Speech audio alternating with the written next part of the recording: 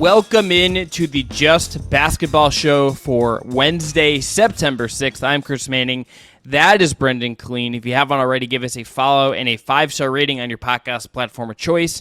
And make sure you hit subscribe on the Just Basketball Fans YouTube channel. I want to tell you about our friends at Homage as well. Homage is an ultra-comfortable specialty apparel company with NBA and WNBA licenses that use vintage-inspired designs to pay homage to the greatest stories, traditions, and figures across sports, music, and pop culture. Use the link below in our show notes to make your purchase and support the Just Basketball Show. Jam-packed show today. At the end of the show, we have Ku Khahil from the Locked On Pistons podcast helping us preview the Detroit Pistons and talk about Jalen Duren and Cade Cunningham and what Monty Williams is going to bring to Detroit.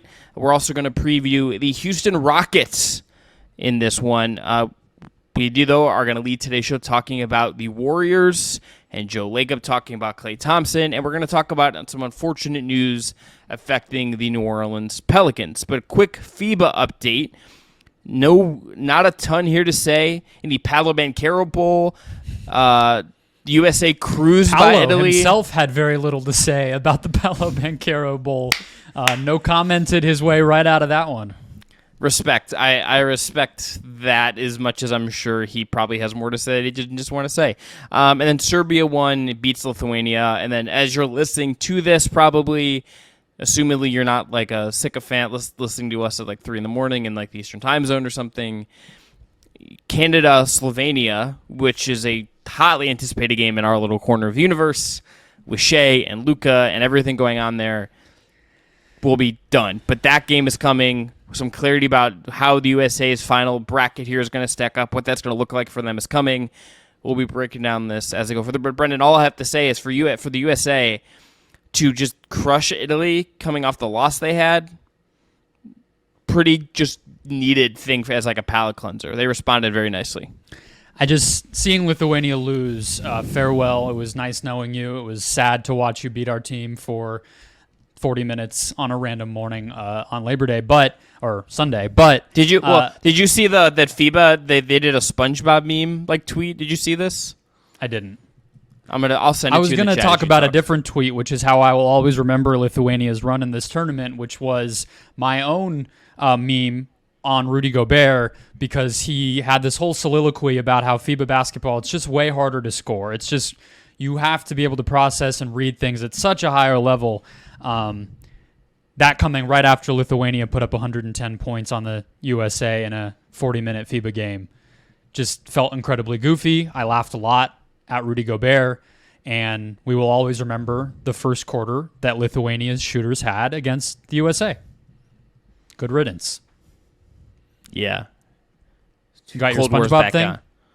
Yeah, send it to you in our chat here on StreamYard, Brendon. Got it. Okay. This isn't something I need to talk about anymore. But it just, I'm like, I can't. Someone like clearly was just like, I'm gonna get some fire off this morning amid a very professional looking, It's probably a English speaking, maybe European or American person running this account, which means that they are up at ungodly hours creating this content for all of us on X.com. So they can have all the fun they want. But yeah, we'll have more to talk about with FIBA definitely by the next time we talk, because there will be a lot of games between now and then. A lot of games. Very excited. Let's move on to the Golden State Warriors. Ever heard of them? Warriors owner Joe Lacob was on Tim Kawakami's podcast over at The Athletic and was asked about Klay Thompson's future. He was asked about Steve Kerr's future as well. We'll talk about that, but I think the Klay one had a little more meat, at least on the quotes as presented.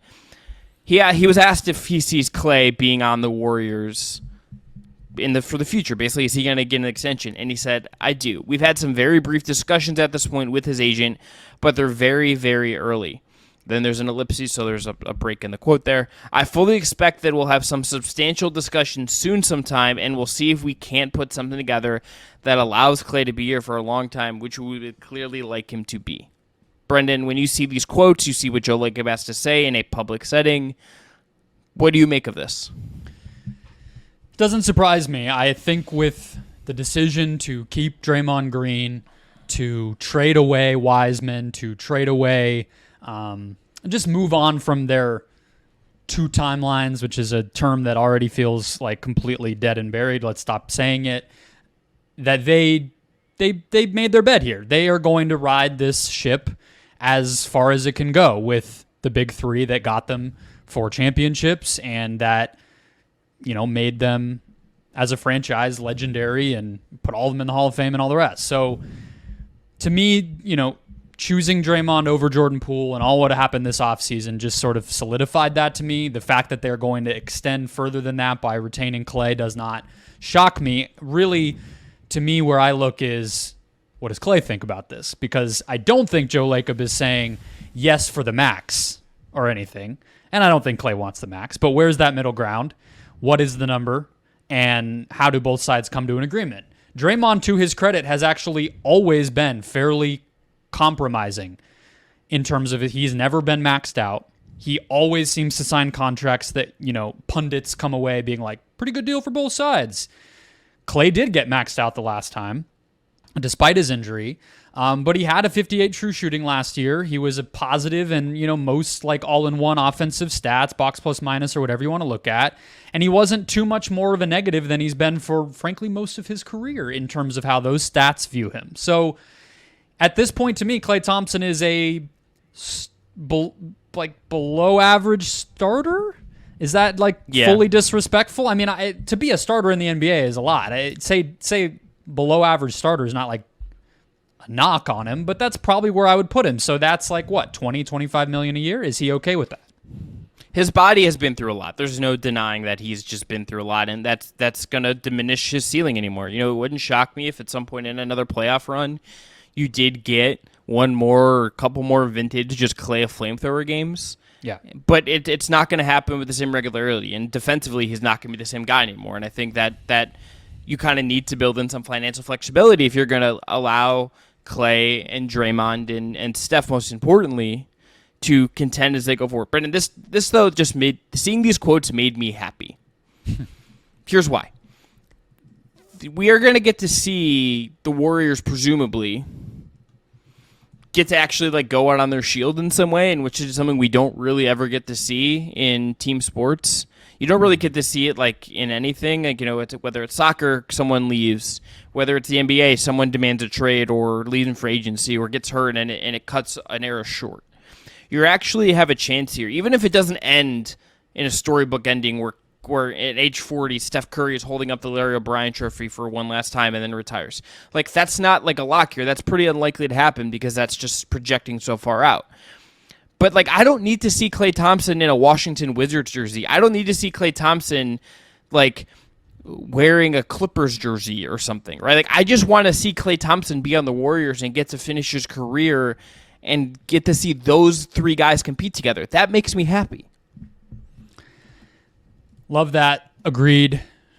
Hope we can continue to see it in whatever the next era of the NBA is. We keep talking about how that is never going to happen again or is waning as a priority for players and for ownership and everything else. Hopefully it doesn't wane. But with Klay, I also think the reality of the situation with how Jonathan Kuminga plays, with how Moses Moody plays, with frankly even how Andrew Wiggins plays, you might vary in your view of how good of shooters they can be, or in Wiggins' case, how good of a shooter he already is. But even as he ages into his late 30s, I think Klay Thompson, on the last contract he may ever sign, which will be the next one, will provide value for the way this team is built because of that. He, even as a player who is like Joe Harris or something, that's going to be important for how this team looks. Even if he's just standing in the corner, running around a little bit off ball, doing some stuff in transition and guarding the 3rd best player or 4th best player on the opposing team, and maybe even struggling to do that. Again, I'm describing a player who gets paid in this league and who has value in this league. So I think that, again, the way that they've gone about building and rebuilding this group around Steph and Draymond, he still has an actual basketball skill set that's going to matter for them. So it feels good all the way around. What did you want to hit on the Kerr side of this? Because to me, he just has a stamp until he's done. Yeah, I just think it's another one of those things where it's we intend to do this. There was no hedging. I just think that part of it it's less newsworthy. It's less of a hook, but I'm curious. You've kind of talked about this, I think, more than me, but you've wondered if there's some point just Kerr like want to go into the front office and just someone else like become the head coach of this team, and like who would that be? I kind of just that also doesn't feel totally right to me, you know? Like I get that happens, and I think sometimes if it's good for Steve Kerr at some point health wise or like what he wants to do with his life, you can't really begrudge him. Mm-hmm. But there's already been change there with Mike Dunleavy comes in, yeah, and Bob Myers is gone. There's already some of the I don't think Bob Myers would even say he was like the same importance to this franchise as these guys have been. Like those guys are the culture. So I like that those guys are still in place, because even if the stuff above you change, if you have the core of this just pulling all these levers on the court and game to game, that matters a lot. I just think I would trust that to work longer if Kerr's the one like still pulling the buttons and having those relationships with Draymond. Like it like if Steve Kerr retired tomorrow from the NBA, Brendon, and they hired pick any coach, pick an assistant, pick another head coach that we know is looking for a job. Okay, Kenny Atkinson takes the job. The first question any of us would have, and Steve Kerr would even tell you how difficult that it has been for him at times, I'm sure. It's like, how does he work with Draymond? Like, what does the Draymond part of this look like? And then it's like, okay, how does he have the same kumbaya-ness with Klay? How does the Curry stuff work? Even if those guys know Kenny Atkinson or whomever that coach might be, it's different. It just will be different. So I just kind of like the idea that Kerr, maybe at some point he does go to the front office after these guys are gone, but it seems like maybe we might get to see all of these guys just run it out together. That's so rare, we shouldn't take that for granted. No, we shouldn't, but I think that's what's going to happen at the very least. Curry's under contract through 2026. Wiggins and Draymond both have player options that season or that summer. We would imagine Klay's next contract could even actually go further. That's probably the one interesting part of Klay's contract on top of the money is just, do they actually go longer than like a 2+1, 1+1 with him? He might want that, but he's also 33, and they don't want to have Klay Thompson's contract on the books like 3 years past anyone else's. But point being, I think Kerr will stay at least until that summer, and then he'll probably evaluate his future depending on what the rest of these guys do, and I think that's totally reasonable. But he's also only 57, and it sounds like we haven't heard about the back stuff in quite a while. I don't want to speak like I know that he's healthy, but he's not stepping away anymore, which was frequent for a time there. So that seems like it's, on the right track, and he's getting this Olympic and national team stuff out of the way, which I'm sure has been a dream of his, and, hopefully ends in a gold medal. So he's going to be rounding toward whatever his next chapter is too. And, by that point he might have 4 championships as a coach, a few more as a player, and a gold medal. Like, maybe he doesn't see the need to keep, traveling around for half the year every year and trying to, chase the grind anymore, which I don't think anyone would fault him for. Yeah, and I tend to think that Steve Kerr seems like someone who probably has like a very robust 401k waiting for him when he does decide to retire. Just a thought. Yeah, I think he's a 401k guy. Yeah, he's a big finance head, listening to crypto podcasts probably. Is that how you have him? No, I think more of just like a pragmatist, Yeah. A big budget guy probably has a really detailed like Google sheet. Mm-hmm. Not him though. His people. I mean, he is a guy. Yeah, no, he is like I have his share sheet. access. He has editor access on the Google. Yeah, sheet, but he's not trying to like update it. And they're like, hey man, they're checking Copilot, and they're like, hey man, like what was this like expense at Carbone in Miami? And he's like, don't worry, I'm getting that's I have per diem. That's getting comped. He just became an owner of the Spanish second division team that Robert Sarver had to sell because he's a racist. I thought you were about to say one of the minority owners of the Suns kept the team, took over the majority stake in it, and then sold a minority stake to Kerr as just keeping the Suns tree going.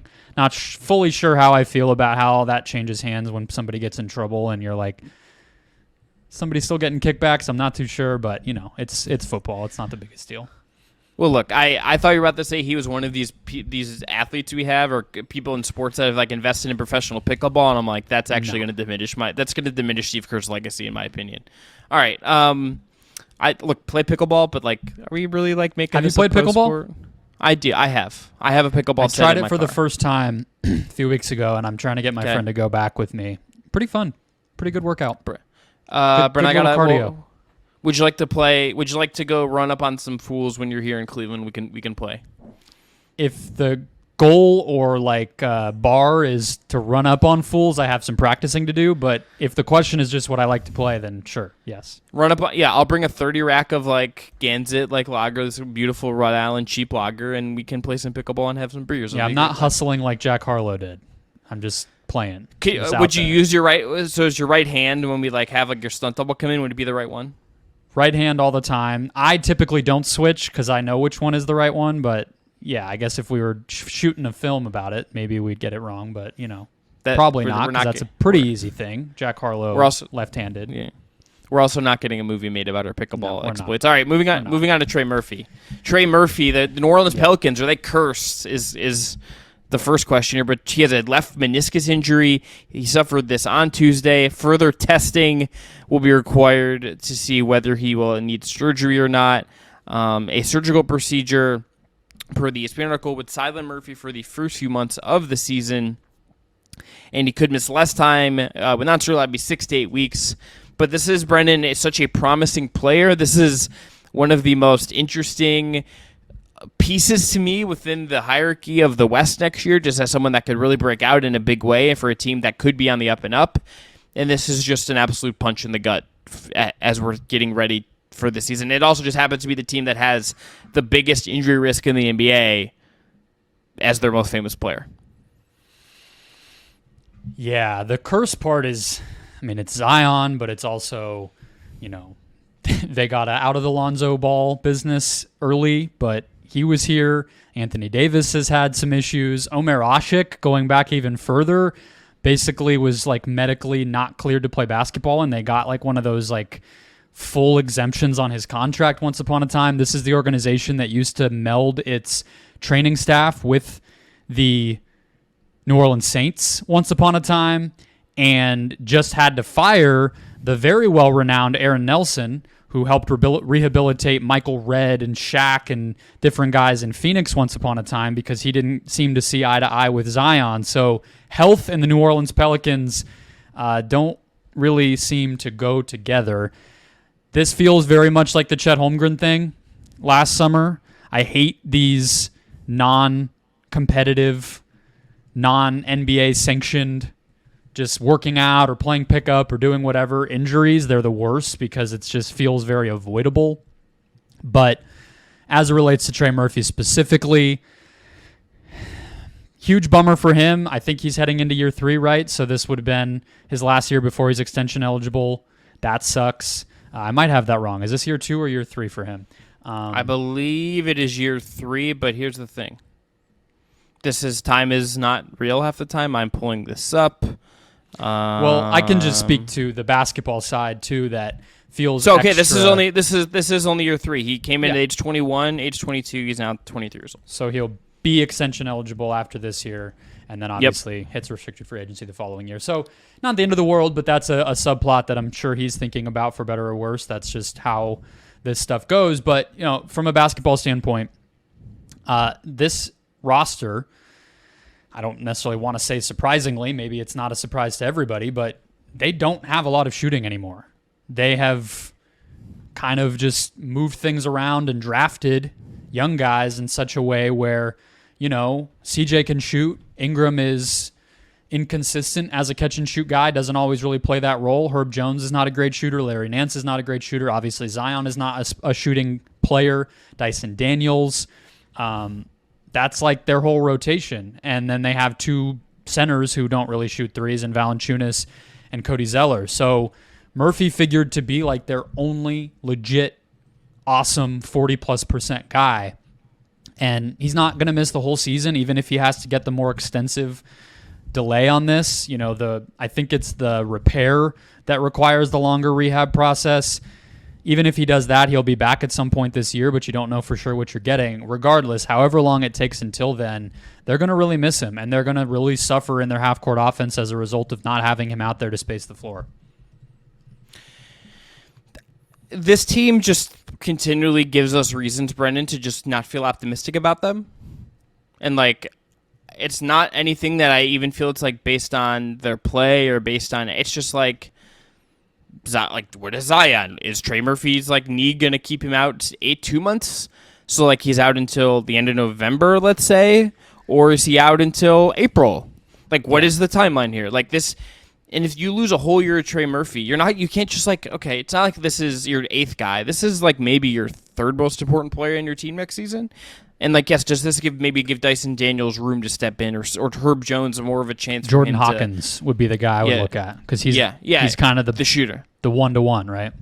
Yeah, he's the guy they bring in, but he's also just coming in. Like, this isn't exactly a situation where like rookies aren't good, and he's also a little smaller, and like it's not really a 1-to-1, because Herb Murphy is this big kind of forward, and Hawkins feels more of like a traditional 2 to me, and he's 6'5" and not like, and thin, like 6. You said. Yeah, so like I just continually get very sad about the New Orleans Pelicans, and I just like want them to figure it out, because if they can just figure this out, there's something really awesome just waiting here to be unleashed upon the league. Pierre the Pelican will be keeping people up at night for the playoffs, and instead it's just like a bunch of blah, and this feels like they're getting cut off at the knee, literally and figuratively, before the season even really gets going. Yeah, it's a bummer, but again, he will be back at some point, and but like end of the day.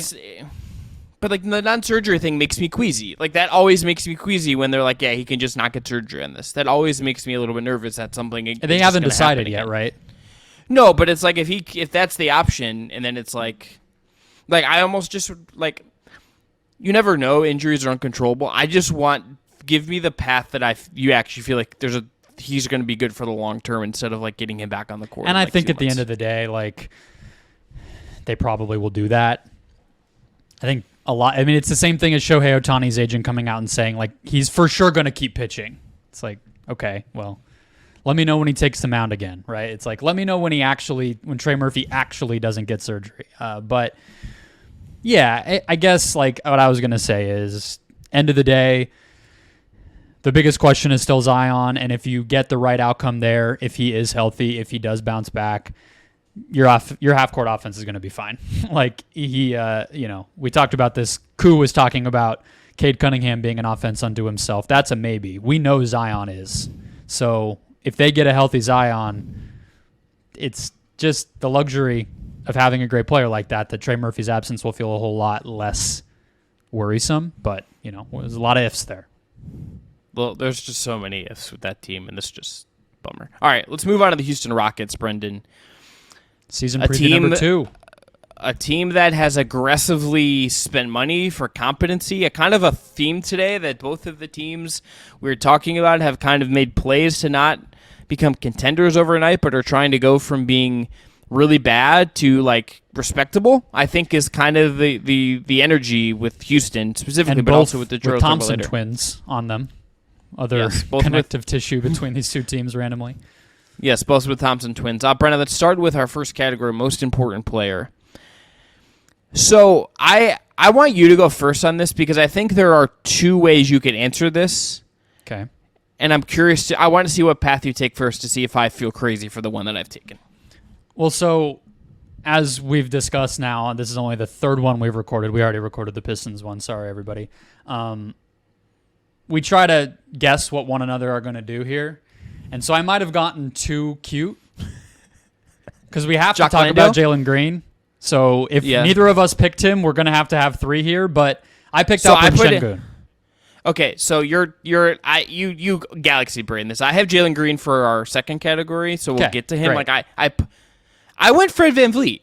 Yeah, I thought once you said there's 2, I just feel like maybe we've been doing this podcast for long enough that I just knew you were talking about Fred VanVleet, so then I started to worry. But if you have Jalen Green in the next category, then let's just start with Şengün.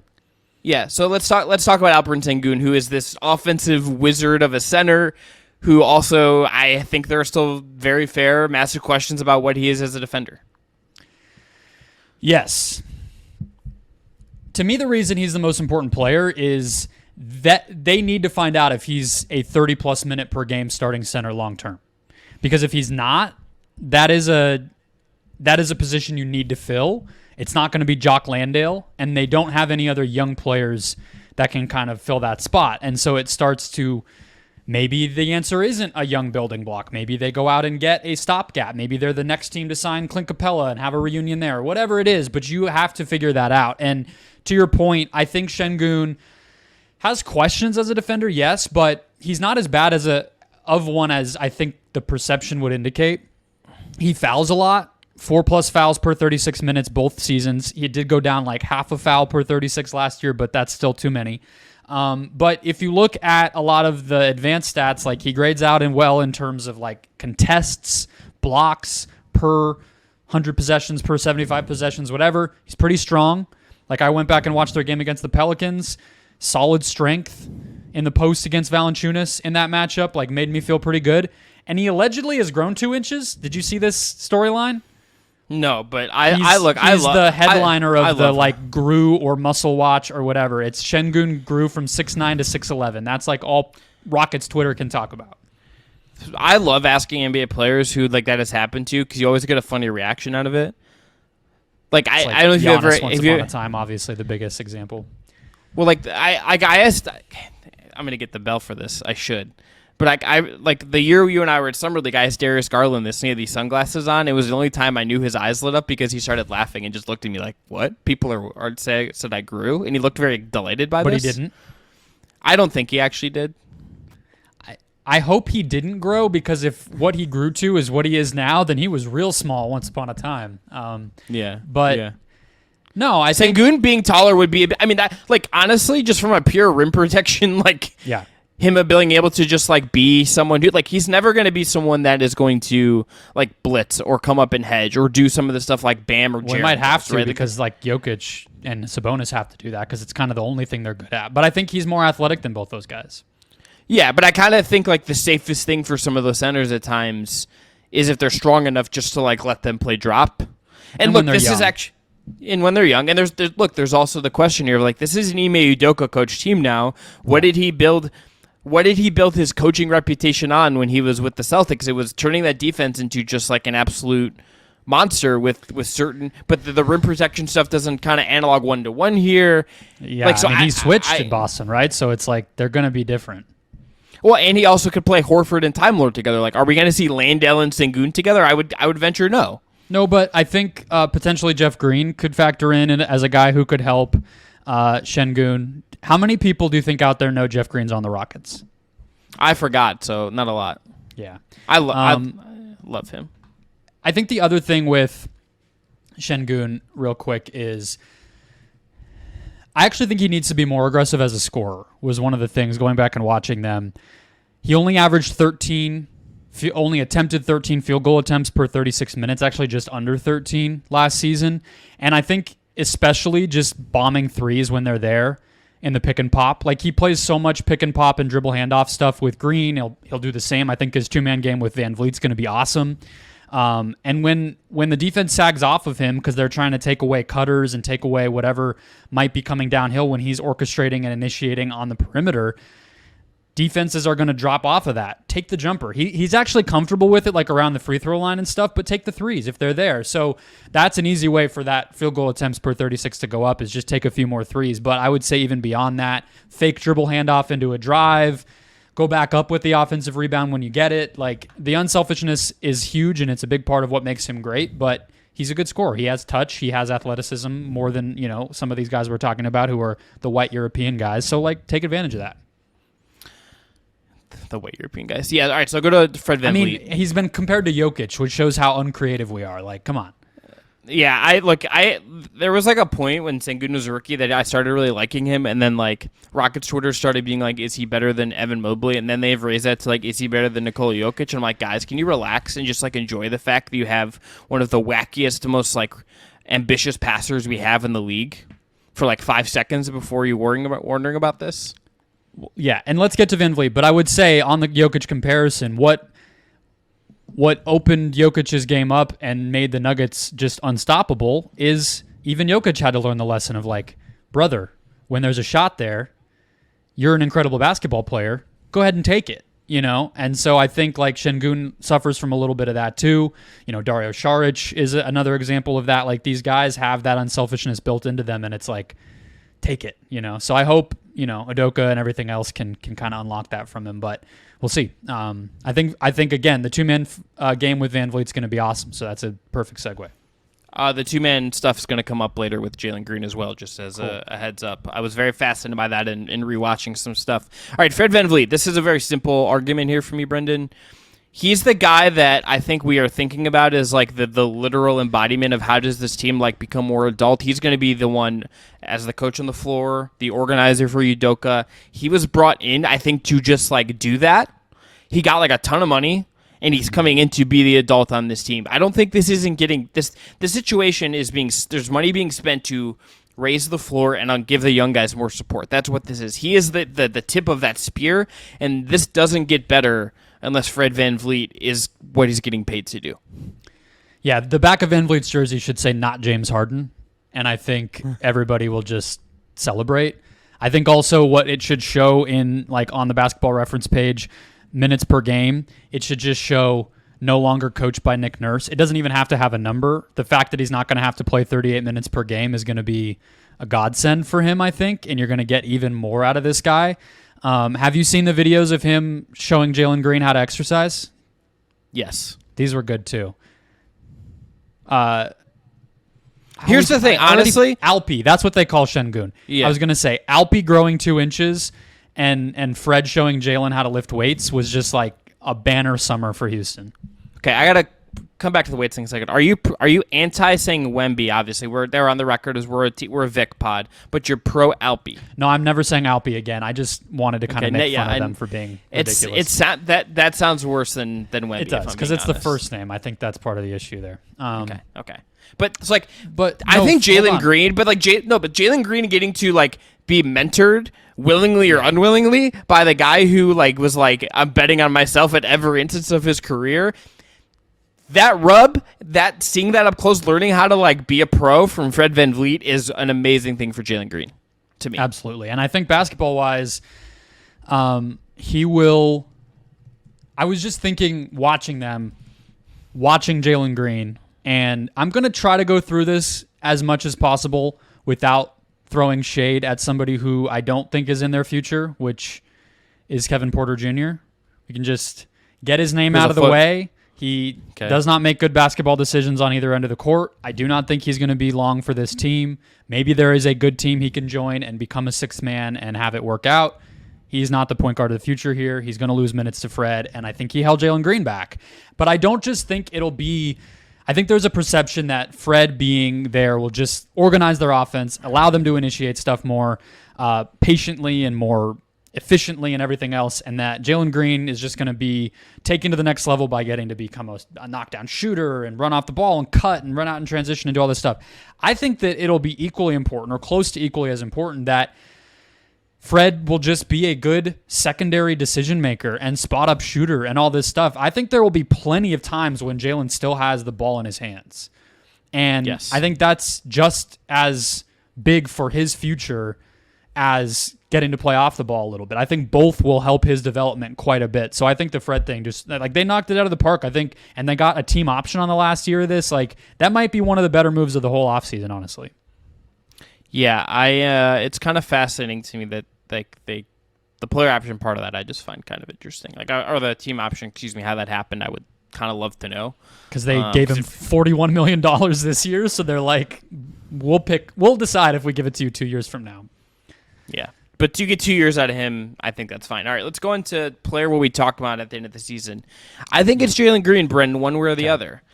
I don't think this is the end-all, be-all for him, but I think this is the year where we need to see some leveling up from him to kind of see if he's going to keep up with the guys in his class. He has all the potential in the world, but I do think right now he's behind Scotty. He's behind Evan Mobley. He's behind Cade as far as the stars of that class. He's not at that level right now. He hasn't proven to be. He has to become way more efficient. He's one of the least efficient players we have at a high usage rate right now. He has to get better as a creator for others. We know he can get to the rim and get his shot off whenever he wants. He's been a dreadful creator for others so far. I think this has to be a year where he, I think, really grows up as a player, as a lead kind of creator in this league. If it's going to happen to the level I think it could with his potential, I think it's the case. And I think like this summer and just everything that they've done in terms of like making this a more adult situation and getting him a real point guard, and now there's a coach whose whole thing is really accountability, at least in a basketball sense. Like, I think this. I think that. Come on. No, yeah. This whole it thing is a little bit of an oxymoron to say that and not. I'm sorry. It. I couldn't just like say that and not like it's. Yeah. Okay, but like for Jalen Green, like everyone that they have that is young and like part of their future, Jabari Smith, everyone will benefit. He's the number one guy that this should be done in mind with to get him to elevate his game to a level that you drafted him to be at. Full stop. Yeah, I think I believe in the passing, and I just feel like I believe in the shooting, even if maybe he's never going to be like 40%, but he's like an 80% free throw shooter. He seems like he has good touch. He makes all sorts of different circus shots and everything else. I have a hard time believing he won't improve as a shooter when the looks are cleaner, when there's not so many pull-ups, when he just settles into a role on a good team with a better playmaker next to him and all the rest. So I think those skills will come along. I kind of don't have a lot of questions about his offense overall. I actually think he can play a secondary role. I mean, if you can coexist next to Kevin Porter for as long as he did, again, like... That's just and not even, like, honestly, let me take this a step further, because one of the things I had in my notes watching them again is everybody on the damn team thought that they were the best playmaker and creator on the team. Josh Christopher, Jayshawn Tate, Kenyon Martin Jr., Jabari Smith, Eric Gordon, all these guys thought the ball should be in their hands, or that their best step to their next contract was for the ball to be in their hands. So, like, to me, he came out the other side looking fine, and, like, as the context around him improves, I think he'll be fine. He cuts, he offensive rebounds, he uses athleticism. Like, just lean into more of that. Shooting will come, passing will come. I wonder about him defensively.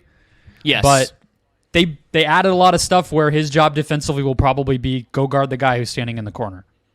Also, Udoka's going to demand he like actually tries, and that alone should give you some positive. Yeah, but like trying for him will be like, hey, peel into the paint and swipe at the ball handler as he drives, and then go like recover to the corner, and like that'll be all the effort you have to put in, and that'll count, and you'll get a green star, a gold sticker when we watch film. Like, he's not going to have to do a lot, and like that's probably for the best for him, but it really is going to help him, I think, and it'll hide the thing he's worst at.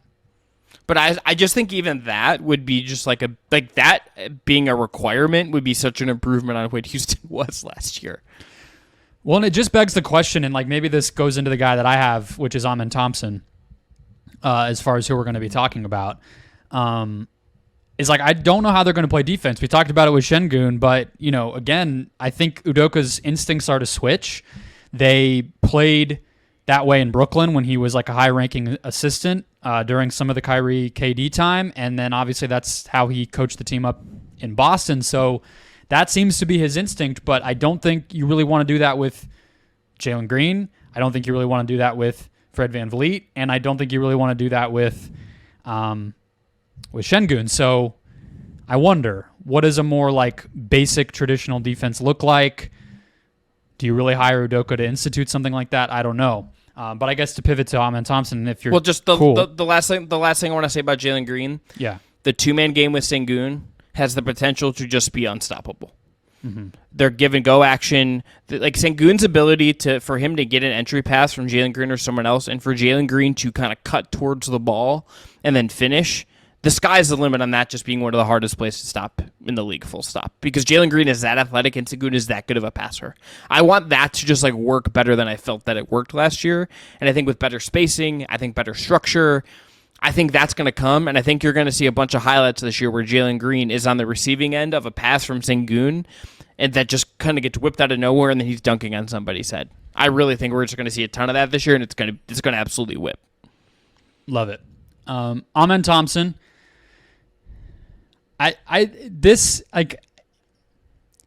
There are statements I make when we're doing this podcast where I feel like I have to hedge, and like I'm already feeling nervous because I see it in my notes. But to me, like straight up, the peak version of Amen Thompson does not have a comparison point in the entire history of basketball. With his combo of IQ and athleticism, functional athleticism, game-changing, game-impacting athleticism, unselfishness, the way he plays as like a more it's not even like descriptive enough to say that he's a more athletic Lonzo Ball or a more athletic Josh Giddey type, because those guys aren't really athletic. Like, he's maybe he's Russell Westbrook in a bigger frame who plays like those guys. Like, that's what the best version of this dude can be. And I don't know what that looks like to become the best player on a great team in the modern NBA because of the importance placed on shooting, and rightly so, and the fact that he's not a big man and all that stuff. But if he just figures it out, and I tend to lean toward with talent that he will, that guys like him just make an impact on basketball games, we're talking about like, holy shit, you can do that type of player. Did I wax enough there? I am very curious. I am very curious to see how he, as well as his brother, do acclimate. Because I don't know what the learning curve is going to look like. That's kind of why I went the way I did with answering this question. It's because I think you are correct. I don't think you're being too hyperbolic about this, because I think he is part of this transition of, like, every generation, like, the guys coming up, like, are obviously influenced by who we're seeing at their apex right now, but then there's their own twist on it, and he's kind of like one of the guys that I feel like kind of fits, like, he's getting twisted of some of the archetypes we've seen. But I wonder if this is, like, he's my answer to this. Not in the spring of 2024, but in the spring of 2025. Sure. Yeah, maybe that's true. I think, like, to me, he just feels like why I would bet on. I mean, one, he'll be the internet favorite. He'll be the kids' favorite. He'll be that, even if he's not a winning player this year. But like, it's cool. What's so cool to me? One, I looked back. He shot 66% from two last season at Overtime Elite. So the blueprint's kind of already there. He was 25% from three, 66% from two. So if you're wondering, like, is his game going to open up enough for him to be able to actually even put the ball in the basket at all? OTE, whatever, not the highest level of competition, but it's shown itself. He was phenomenal in the Summer League game.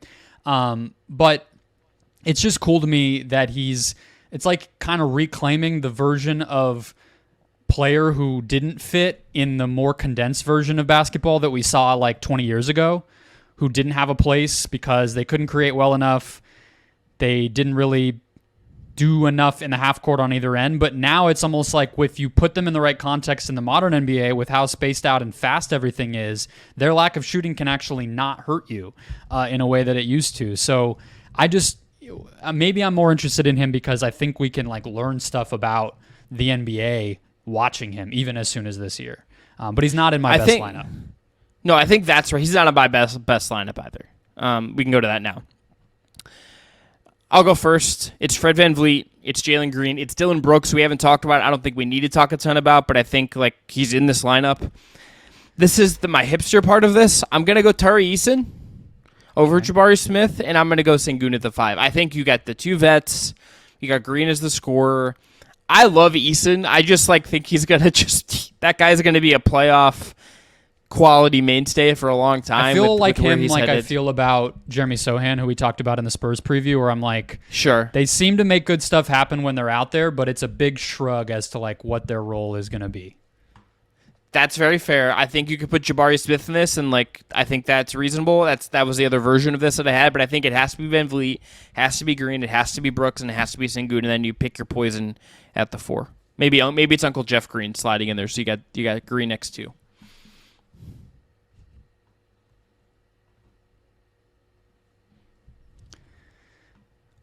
All right.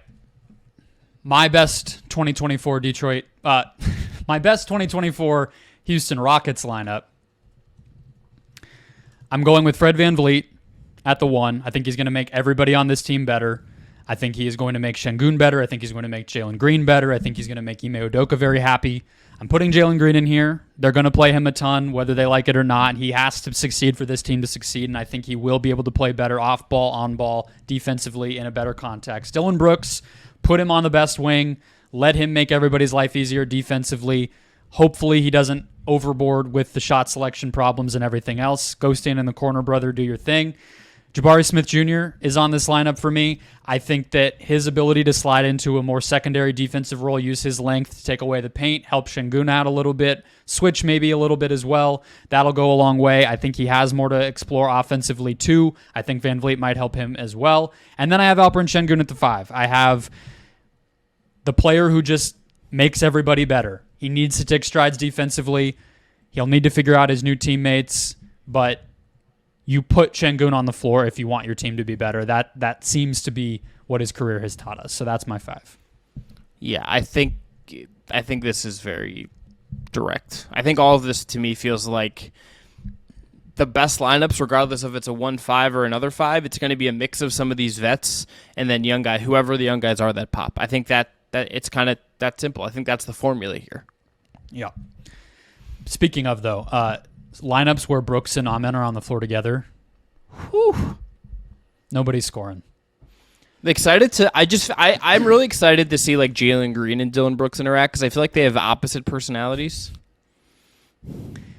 Yeah, but imagine a lineup where it's like Green, Brooks, Amen, Jabari, Jeff Green, and you just switch everything. That's what Udoka's like fantasizing about.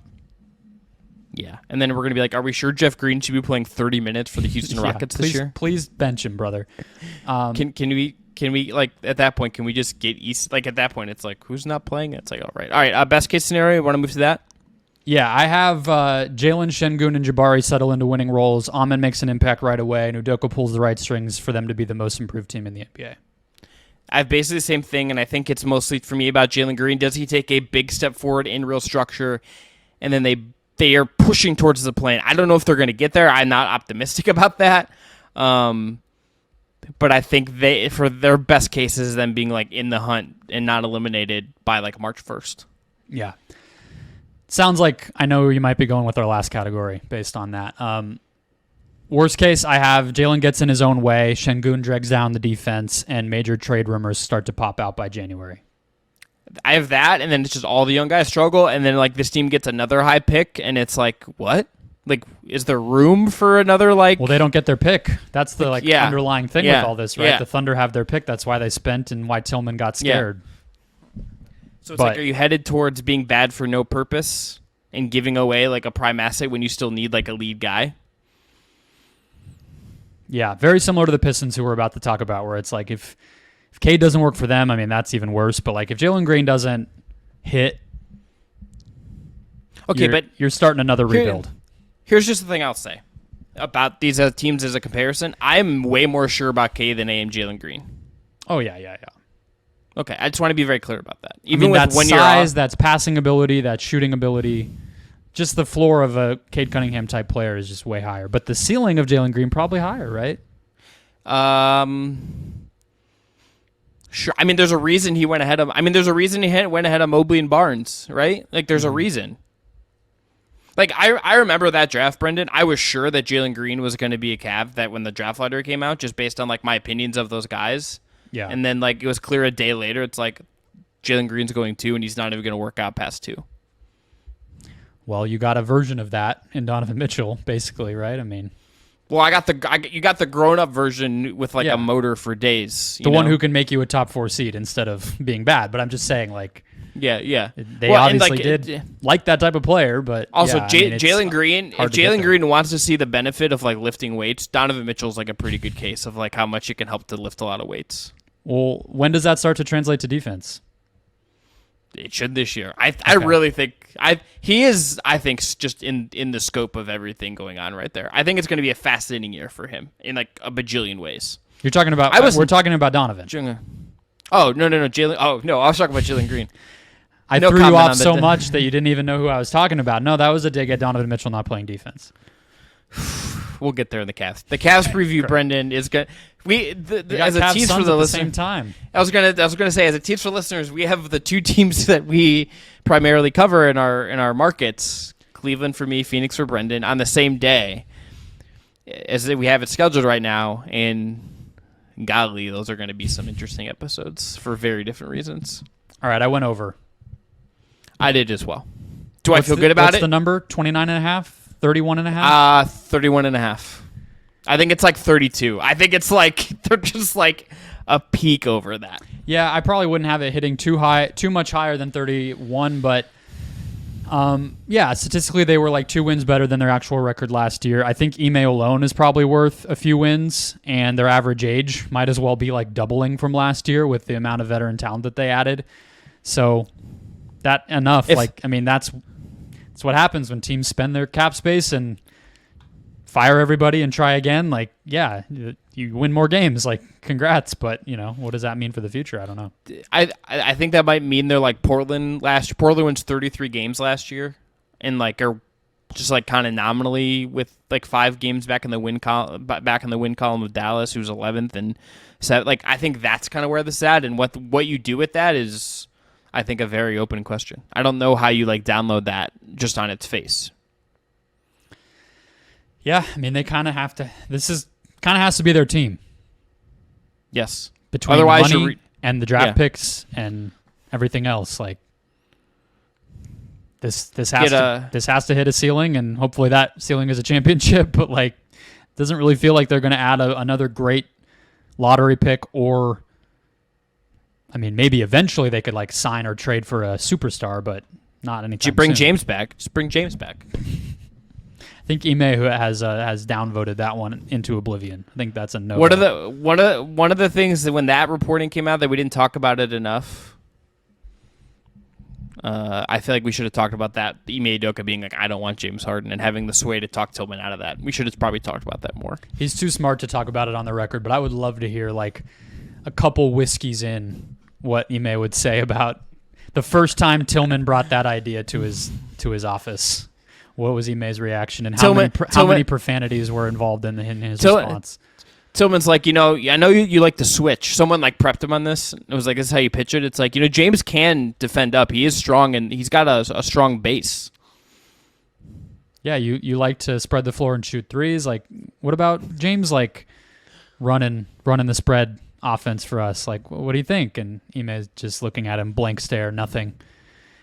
Are you done? And then Tillman's like, yeah, what do you think? And then he just says like, so he's like the max, probably, no I know options. we can curse on this, but like, I don't even want to get started with what probably came out of Ime's mouth at that point. No, probably not great. All right, we're going to transition out of Ku Khahil, Locked on Pistons. Let's talk about the Detroit Pistons. All right, let's finish up today's show with another edition in our team preview series. We have Ku Khahil from Locked on Pistons to talk about the Detroit Pistons. Ku, thanks for coming through. I think there's only one place we can start with this, and I think we're going to all have the same answer to this question, and that's who's the most important player for the Detroit Pistons this upcoming season. Who's your most important player for the 2023-24 Pistons? Obviously, Cade Cunningham. If he's the face of the franchise, former number 1 overall pick. The Pistons go as far or as short as he goes. Wherever he ends up, that's where they'll end up. So he's by far their most important player. Not to say there's not other guys on the team that have to be better, etc. But Cade, wherever he goes is where Detroit will go. It's a hard thing to measure, and I know you've talked about it a lot on Locked on Pistons, and just it's obvious. The dude only played a few games. I went back and watched one of them. I wouldn't say he was himself, even though I think he scored 27 in the game that I watched. It didn't feel like he was trying to get to the basket as much as I remember and what he's known for doing, and it didn't feel like he had a lot of energy or athleticism going on in the way he was playing defense either. Some of that's bad team stuff, but I think with Cade, you just expect a higher level, and I think he will get there. It's always hard to measure again with those injuries, but I guess just what does a successful season look like for Cade Cunningham this year to you? What things should he be getting better at? What things can he make better for his teammates? What's it going to look like for him to get back on the court with the new roster? I think a successful season for Cade this year is an all-star type of season. Doesn't mean he'll make the all-star team, but because I think team record will play a big part in that. But I think he needs to be looked at as a player who is an all-star type of basketball player entering his third year, which I think he can get to. He ended his rookie season really, really strong once they finally got a lob threat with him with Marvin Bagley, who Marvin Bagley isn't even all that great of a player, but he's really good as a lob threat, really good around the basket, catches everything around the rim. And Cade really took off with that, with spacing around it. And you kind of got the idea of how to build around Cade, at least the Pistons did finally. And then entering his second season, like you said, he was dealing with that shin injury, something that he had been dealing with apparently since high school, and it just got worse his second year.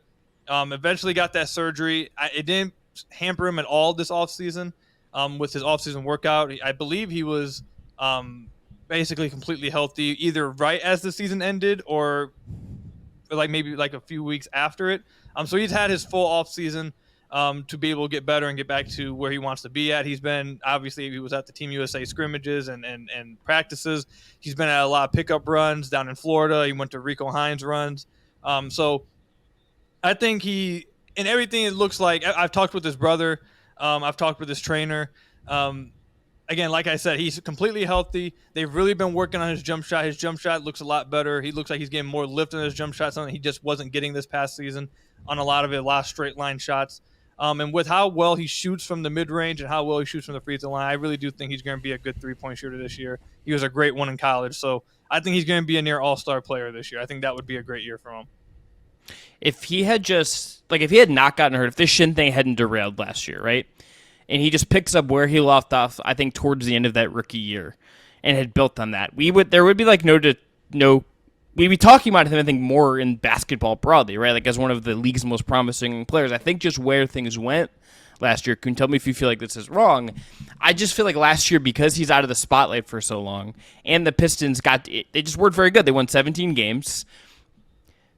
He just kind of, I think people like to some degree are gonna like be like, oh yeah, Cade Cunningham's really good, and that's gonna be like a thing we hear a lot of when we get to like December. Like that feels like a very likely place this is going to end up. Yeah, I think he's been overlooked a ton, which is crazy. I talked about this in the podcast, I think, last week. And it's like every other first overall pick gets talked about a lot, whether it's good or bad. Like throughout the year, whether it's, oh, this guy was worthy of the pick, this guy was really good, or this guy's a bust, he's not living up to it, did they make a mistake? And I don't feel like you didn't get either of that Cade's rookie year. Like he just didn't get talked about at all. And it was kind of weird. Some Pistons fans will say it's because it's Detroit, where he went to play at. Maybe plays a lot to it. But it was weird to say he just didn't get talked about really at all. Not good or bad. He just was like non-existent. And then his second year, obviously the injury really played a part in it, him not being mentioned. And then obviously the team being just awful. They were the worst team in the league last year. So obviously, but I think you're starting to see it like kind of, make up for itself already this offseason. There's been a lot of and that has to do with the fact that he showed up at Team USA and really balled out. And maybe the media kind of forgot about him, but it doesn't feel like people within NBA circles did, because he was given a Team USA invite to be on the roster. He declined. Yeah. So I don't think that maybe he hasn't been forgot about within NBA circles, but the NBA fan base and media, they definitely have kind of forgotten about him. But it's ramping up. I just saw Bleacher Report had him as like 10th in like the top 10 superstars for the next I think it was like next 10 years, and they have him 10th. I saw multiple other lists already from Bleacher Report over the last 2 weeks that had him like in the top 10 this and top 10 wings this year or whatever. So he's been getting talked about a lot. So I think they're making up for it a little bit. But yeah, no doubt, I think he's been weirdly covered as a first overall pick. I was actually worried when the Pistons got the first pick and they drafted him that they were going to get too much spotlight, and now everything was going to be hyper analyzed, and now he was going to be talked about nonstop, and he just I had the shooting thing in my notes with him too, and the other thing I had, Ku, is a version of Cade to me who can create his own shot at all three levels, set up teammates consistently, defend multiple positions. Like that's an all-star, right? And I think it's not crazy to think he can do those things.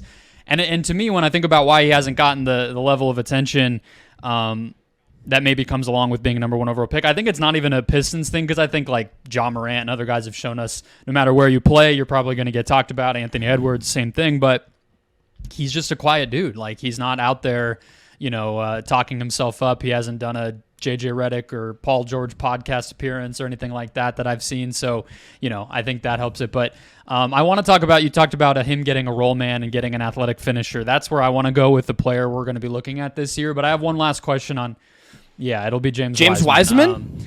But no, I have one last question on Cade, which is revolves around a person who I have some familiarity with, who was added to this team in the offseason, which is Monty Williams. We don't know what Monty's going to do, but to you, when you think about Jaden Ivey and you think about Monte Morris on this team now, is Cade should he be played full-time with the ball in his hands, or do you think there is some value to building up and exploring what he can be coming off screens, doing different things as an offensive player than what he's done in the past?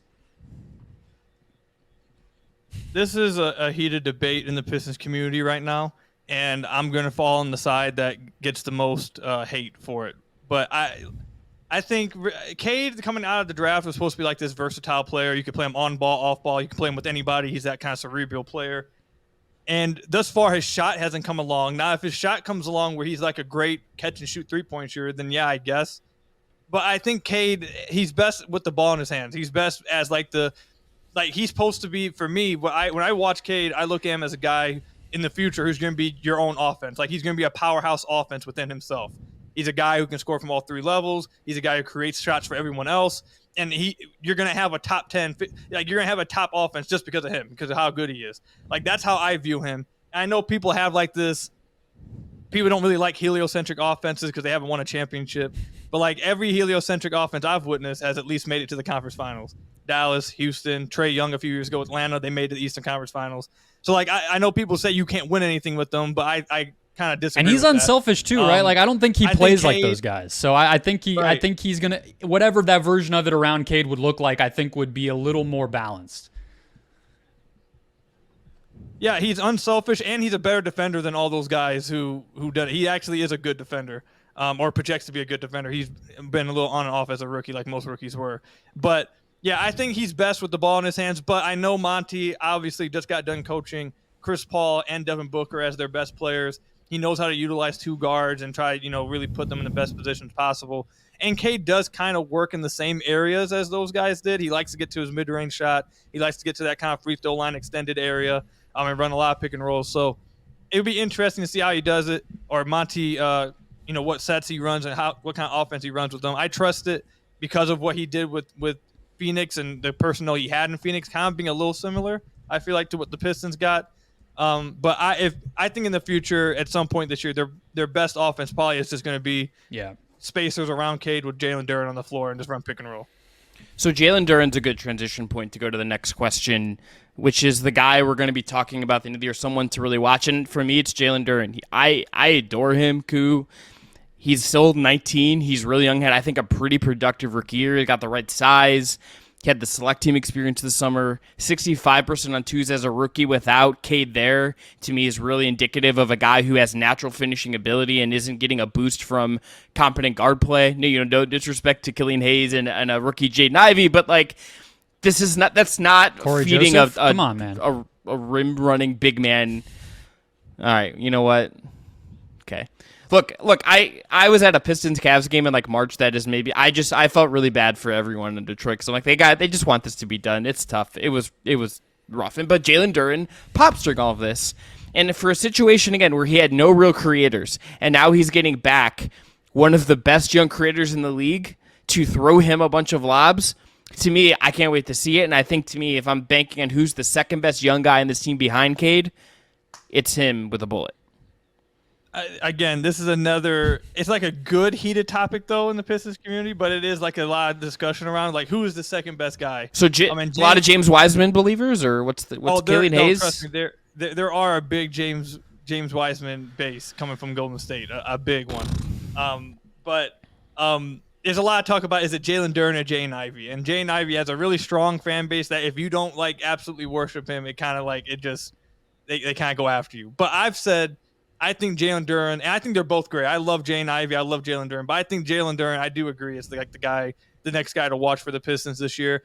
He was fantastic as a rookie. If he would have started all the games and played 30-plus minutes, and I think they maybe could have been better, I think he would have had an even better rookie season. I think that's probably one of the main reasons why you can expect the Pistons to be better this year is that he's going to get to start all the games this year. He's going to play hopefully 30-plus minutes a game instead of coming off the bench or hopefully not playing with another big and losing minutes to another big. Like, I don't think that's going to be happening this year. So, and like you mentioned, without like great creators around him his rookie year, he was fantastic around the rim, 88th percentile around the rim according to Synergy. he was like in the 73rd percentile as a pick and roll big. If he gets the ball around the rim, he's trying to dunk it every time. He's just going to jump over you. He's just going to yam it on you. He's so strong. He's 19 years old, but he looks like it's literally like mini Dwight kind of, because Dwight, he just has that kind of body where it's just like, dude, are you like 19 or 26? Like, it's crazy.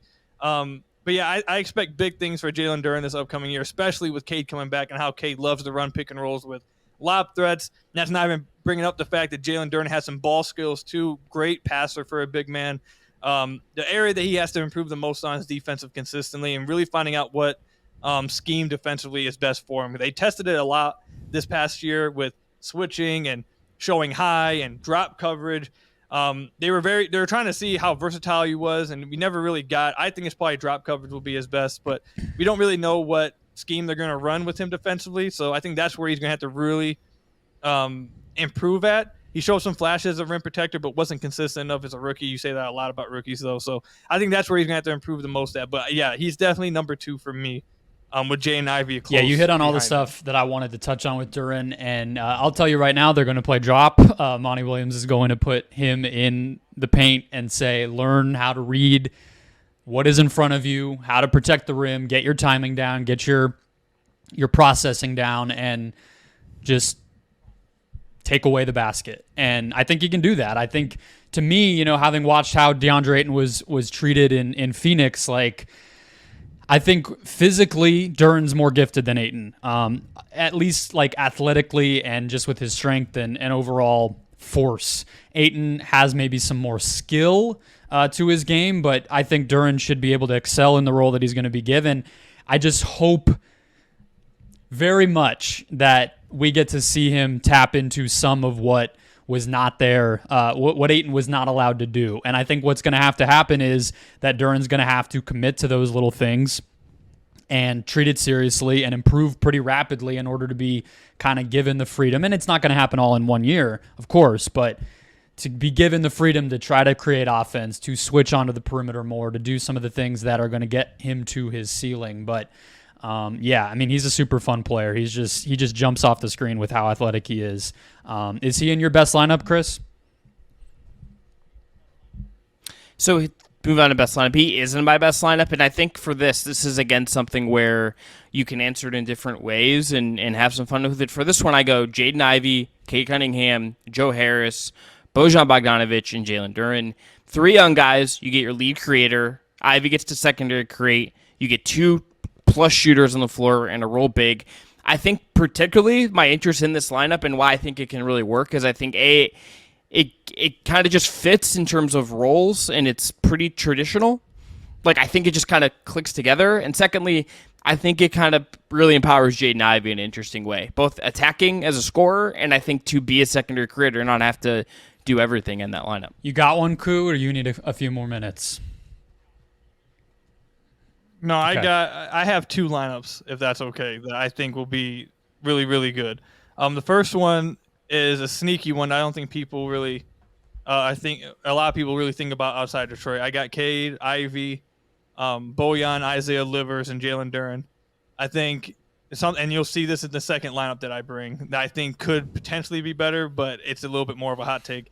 But that one right there, it provides, I think one of the things the Pistons really struggled at this past season, that I thought they had the worst wing room in the entire NBA. I thought it was by far their biggest weakness for like why they were so bad is their wings. A lot of noise was made about their guards and their guard play, but their wings were really the biggest reason why they were so bad. They couldn't guard anybody. So, and Bojan's not going to get better at that. So they need a guy on the floor that can play defense, but also can kind of spread the floor offensively, and that's what Isaiah Livers can do. He's a really good defender, really good team defender, probably their best team defender when it comes to knowing where to be, rotations, talking, all that stuff. Sneaky athlete, and a good shooter as well. He's not going to do things that he can't do. He's not going to try to do things he can't do. He knows his role, and he's going to shoot threes. He's going to play defense. So I think that right there could be a really good lineup. It has a good blend of spacing, and you try to make up for Bojan's defense the best you can.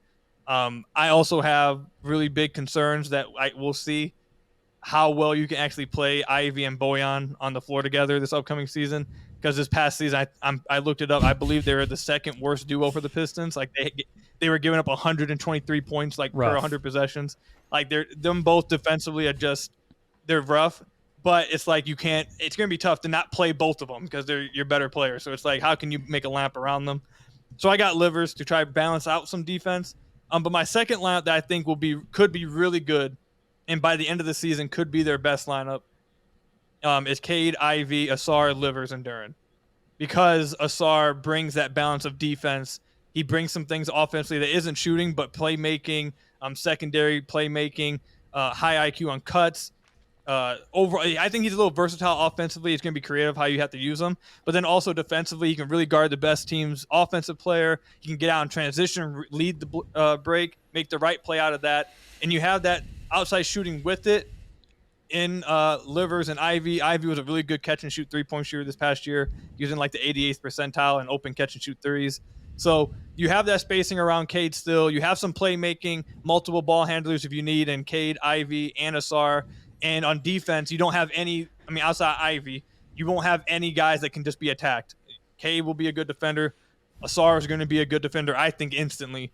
Livers is a good defender, and Duren is going to be a good defender. Hopefully, that's what he projects to be. So you have a good balance of defense, good balance of offense. You let Cade really take you somewhere offensively. I think that could end up being their best lineup by the end of the year. I love it. I watched the Pistons, for whatever reason, happened to catch them live when I went to visit a buddy in New York, and we went to a Knicks game. They were playing Detroit. He's from Detroit, or he has family from Michigan, so we watched it. Livers popped completely in person in a way. Like, do you know how just guys, you go to the arena or you just sit down for a game and you're like, okay, he physically, processing-wise, he just looks like he belongs, and probably too deep a cut for us to have as like the guy we're watching over Jalen Duren, but he could look like a rotation player. I think Monty will like him. But my best lineup for the Detroit Pistons this season, Monte Morris, I think, can defend at the point of attack, can be an initiator, can run Monty Williams, pick and roll, 0.5 offense. I think they will play Cade Cunningham off ball more than maybe people are expecting, so he's my 2 in the lineup. I have Asar Thompson here. I think, to your point, he will be impactful in ways that by the end of the season, I think statistically will start to show up, creating turnovers, making other players better, creating open threes, the Ben Simmons effect type of thing for his teammates as a passer. I do have Bojan Bogdanovic in this lineup still. Shot creation, plays hard on defense even if he's older and not a great athlete, can be a good helper, can get in the right positions, make threes, end of clock scoring, the stuff that you need. And then Jalen Duren, I think, they just need size. They don't have a lot of other lineups that are going to have an athletic rim protector, a finisher, a roll threat for Morris, for Cade. So even if he's young, even if he takes some lumps, even if it takes him a while to be a positive player, I think he'll be their best option at center this year. So that's my 5. Do you think Asar will play? I'm a boomer. Wait, what? Is what I've learned. I'm a boomer because I just was like, give me the 2 old guys who don't move but can shoot to give me space. We all have literally Bojan my in there. only It's just thought. a matter I was of like, who's I want gonna be at the 3. functionality. I think Joe Harris Yeah, is but just... But I might was be like, cooked. give me Yeah. washed. Yeah. And Joe Harris will be interesting. I don't know if he's even going to be in the rotation. I've talked with some of the beat writers, and we've talked about it. They acquired him, and it was a fine. Like, you didn't give up anything for him. You kind of just let him absorb your cap space. But it's like, okay, so he's going to be battling for minutes with Asar. Asar's going to be playing. And is he better than Livers at this point? I don't know if he's going. Livers, I really like Livers, and I think the team really he's likes good. him too. So it's like it's going to be hard. His shooting is so valuable that it's like you need him on the floor because the Pistons need shooting. But then it's also like, okay, who's he going to play over? So it's going to be. They have a deep team theoretically, so it'll be interesting to see how Monty goes about I just their hope rotation. Asar plays. And judging from the marry my daughter comments at Summer League and everything, I feel like he will. But, an old-fashioned coach with a toolsy but kind of not mistake-prone, but, shot-making, miss-prone, I guess you could say, at times, guy. If the impetus is to take a step forward this season, you're trying to raise the floor. I don't know. It might take him at least a few months to break through the rotation is what it feels like to me. What do you think, Ku? Which, yeah. If Asar was not to be in the rotation instantly, I would be not only angry, but very shocked. Because I think while he struggles as an outside shooter right now, the things that he does already good, the things he has as raw skill sets are exactly what the Pistons were so awful at last year. Just having a wing who is athletic, like that right there is already like. Sometimes just being an athlete on the wings can help a team, and the Pistons has had 0 of it. That's one. 2, defensively, being an athlete, he's not just a good athlete. He's probably like a top 5th percentile athlete in the league now. Him and his brother are just crazy athletes. Then defensively, the Pistons were the worst wing defense, I think, in the league last year. They need that desperately. What he can do in transition and create for himself and others. I just think that there's going to be lumps for sure with him in the half-court offense and being creative with how to use him while he figures out his outside shot. Like, you can't just plant him in the corner and say, here you go, shoot corner threes. Like, that would be a mistake. So you have to be a little bit creative with it. But I just find it hard. It's going to be tough for me to see how Ausar doesn't earn himself. Like, I don't think he's just going to be given minutes. I think he's going to earn minutes. I can't see how he doesn't outplay guys in training camp because of the things he already does well, and that being something the Pistons desperately need. And he is young. They could go with veterans over him, but I can't see him not outplaying these guys in training camp. There's also just no point in like doing this unless you're going to play your young guys. Like, you're not at a point where like you can push them away, I don't think. Two things we got to run through very quickly here because Ku, I know you have a hard out here. Best case scenario for me, this is very simple. I don't really care so much about a ton of wins. I think I care that the floor gets raised and that Cade picks up where he left off, and that Thompson gets acclimated well enough in year one, and Duren takes steps forward, and you kind of understand more of what we have with Ivy. You could win 26 games and be like another high lottery pick coming, and I don't care if a couple things really do click into place. I don't think it matters that much if you're going to. Yeah, it was pretty similar. I had the young players shoot and defend well enough to raise the team's floor as they continue developing. Pretty straightforward. We didn't talk a lot about Ivy, but I think he fits right into that. I think we've kind of, we don't have time, but he's the kind of guy I was thinking of. What do you have for best case, Ku? I think best case scenario they win 32 games, or not best case scenario is like the absolute ceiling. Maybe they make the play in at the 10th seed. I think they're probably going to be at 32 wins, but I think best case scenario, some teams in front of them in the East fall out. Chicago blows it up. Toronto blows it up. Washington tanks. That's 3 teams right there. They just need 4 teams, and now they're competing with another team there. So I think that's their best case scenario. I don't think it's likely they can do it, though. Worst case. I think all there is for me with worst case is does no one else but Cade pop? Does Duren regress? Does Ivy not take a step forward? Does Thompson just like lost? Does this investment in competency with Monty Williams not result in competency in some way, and then you're just kind of left like wondering what you have besides Cade? I don't think that's going to happen here. I like a lot of these young guys enough, but if you don't feel clarity about some of these other young guys after this year, I think I would. If I'm the Pistons, if I'm that fan base, I'm probably. Yeah, I had it as another point to add to what you're saying. The vets struggle with injuries. If Boyan, if Harris, if Morris isn't really on that list, but those two specifically, Alec Burks struggle with injuries, and then Ausar and Duren are still a year away. They're just going to be pretty bad in that case. They struggled with some of those same things last year, so not crazy to think it could happen again. What's your worst case, Ku?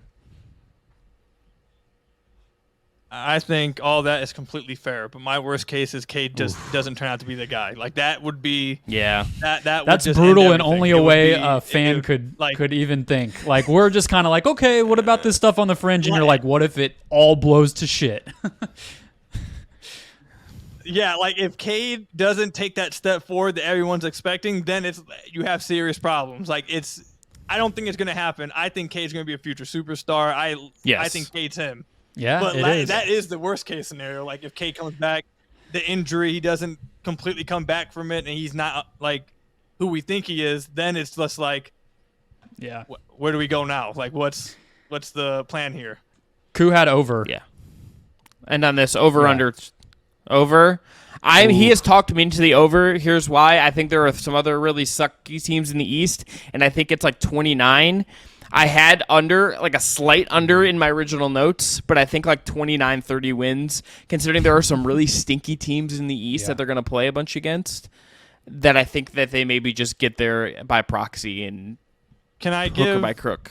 Can I give an argument to try for everyone listening for the over? Can I just give a quick argument? Yeah. The quick argument I give is that I don't view last year's team as actually a 17-win team. I think if you're just projecting 15 wins onto the worst team, that would be psychotic. I think that would just be crazy to do.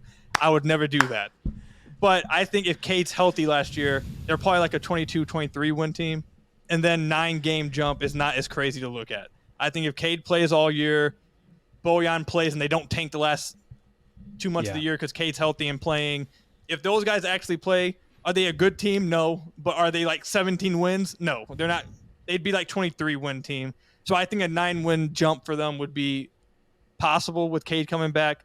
But yeah, if you thought that they were like actually a 17-win team last year, 15-win jump for a team that didn't really. So do to your much, point, they were statistically a 21-win team last year. If you look at, Cleaning the Glass has that, and they just calculate it out by like point differential and whatever. That gives you a little bit. And then the other point, the Suns hit way over. I look back, they were at 29.5 over under preseason in Monty's first year.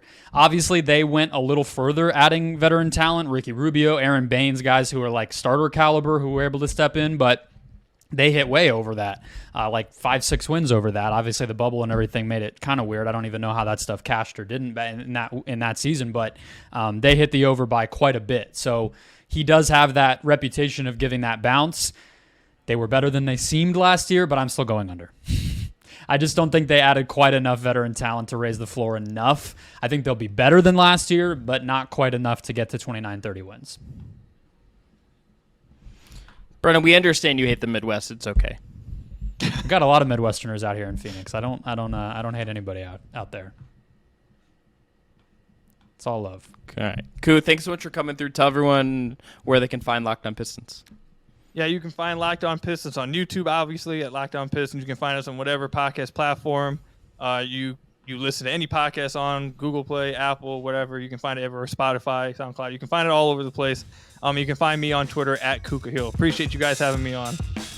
Thank you to Ku. We'll be back with more Just Basketball next week. Enjoy the weekend. Enjoy the hoops.